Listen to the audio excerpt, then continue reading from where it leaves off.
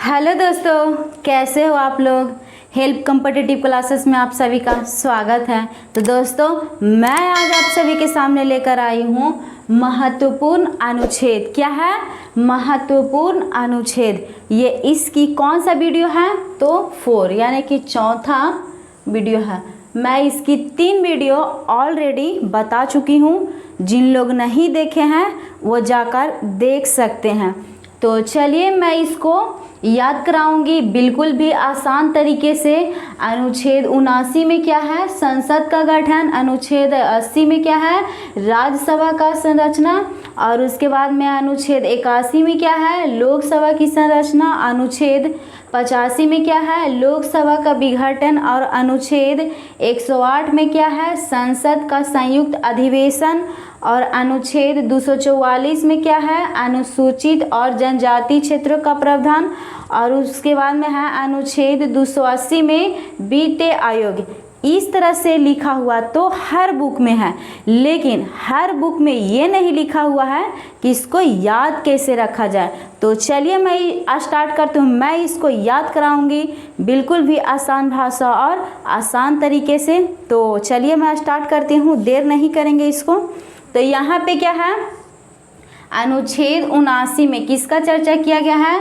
तो संसद का गठन। और अनुच्छेद 80 में राज्यसभा की संरचना। और अनुच्छेद 81 में किसका है? तो लोकसभा की संरचना। ये तीनों सीरीज में है, यानी कि लाइन से है।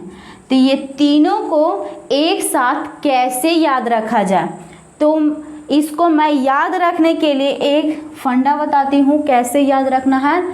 सरल। क्या याद रखना है? सरल। अब आप इसको जो भी समझिए, ट्रिक समझिए या कुछ भी समझिए। यहाँ पे एक वर्ड मैं लिखी, क्या? सरल। अब सरल से क्या याद रखना है?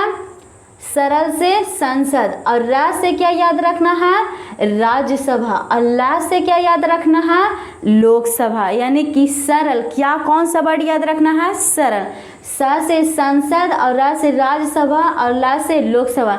ये तीनों को लाइन में है, यानी कि अनुच्छेद 79 में संसद का गठन, अनुच्छेद 80 में राज्यसभा का संरचना, और अनुच्छेद 81 में लोकसभा की संरचना। शब्द क्या याद रखना है? सरल। क्या याद रखना है? सरल। स से संसद का गठन अनुच्छेद 79, और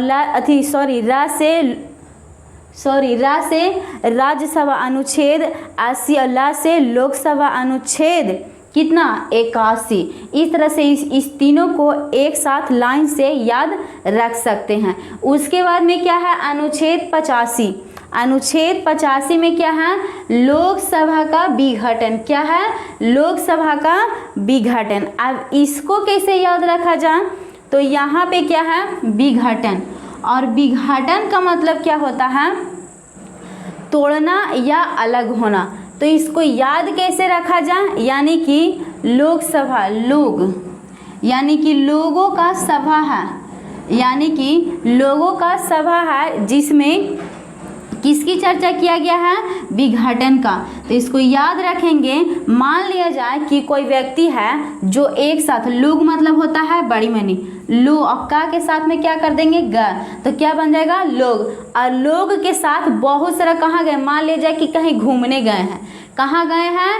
कहीं घूमने गए हैं। और कितना पैसा लेकर गए हैं वो किसी को नहीं पता, लेकिन वो इतना बता रहा है कि 85 रुपया क्या हो गया? मेरा घट गया। कितना रुपया घट गया?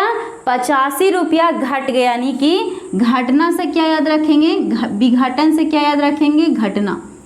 घटना क्या याद रखेंगे? घटना।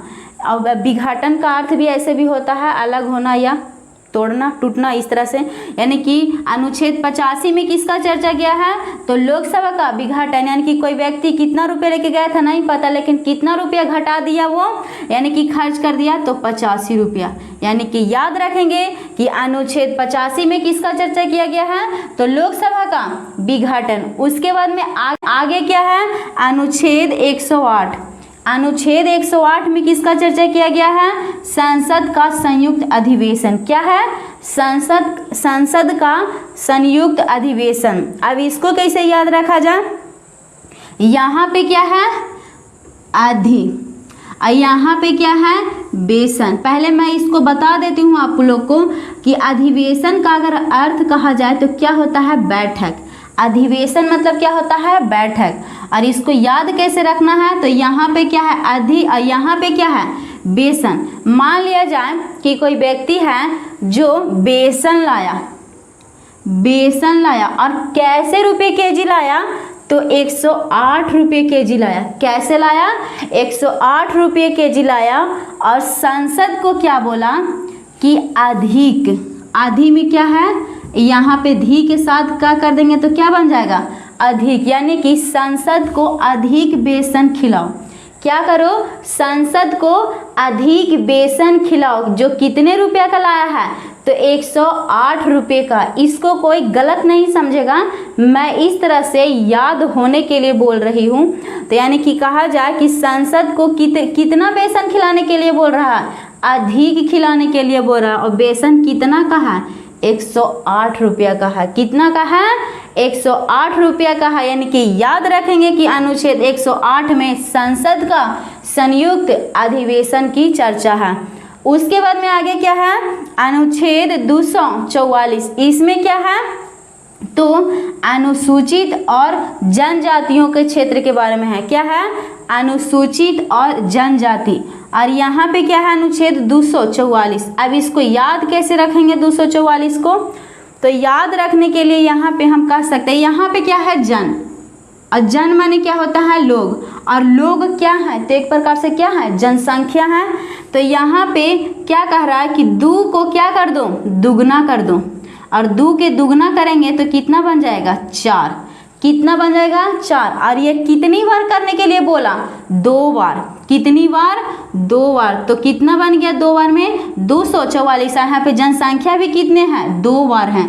इसीलिए यहाँ पे 2 को कितना बार दुगना करना है, 2 बार। यानी कि 2 को दुगना करेंगे तो कितना बन जाएगा, 4। यानी कि 244। यानी कि 2 को दुगना करेंगे तो क्या हो जाएगा, जनसंख्या। यानी कि अनुसूचित जाति और जनजाति, यानी कि जनसंख्या आगे हो जाएगा। यानी कि अनुसूचित कहा जाए, अनुच्छेद 244 में किसका चर्चा किया है, तो अनुसूचित और जनजाति के क्षेत्र के बारे में। इस तरह से इसको याद रख सकते हैं। उसके बाद में क्या है, अनुच्छेद 280 में वित्त आयोग की चर्चा है।